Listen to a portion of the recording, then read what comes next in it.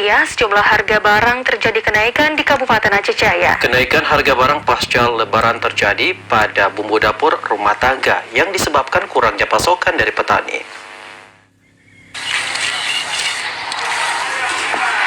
Harga cabai di Pasar Gede Tenom, Kecamatan Tenom, Aceh Jaya saat ini terjadi kenaikan.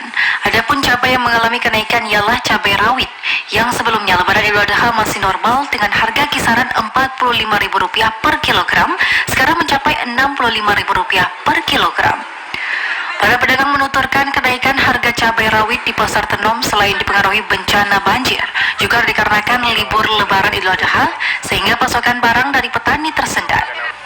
Dan jika aktivitas warga mulai kembali normal, para pedagang memastikan harga cabai kembali menurun. Hal itu seperti harga cabai besar atau cabai merah.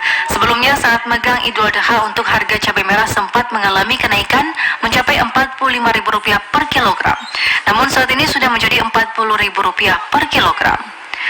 Sementara untuk harga barang dapur lainnya di Pasar Tenom seperti bawang merah masih di harga Rp38.000 per kilogram, bawang putih Rp30.000 per kilogram, tomat Rp12.000 per kilogram, telur Rp43.000 per papan, dan minyak goreng Rp13.000 per kilogram. Kalau cabai sekarang naik, kalau barang lain-lain normal. Yang paling naik sekarang cabai kecil, kalau cabai merah agak nongol sedikit, 61 kilo.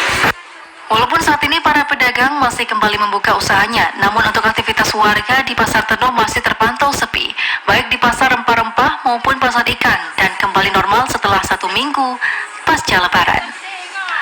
Dari Aceh Jaya, Musliadi, TVRI melaporkan.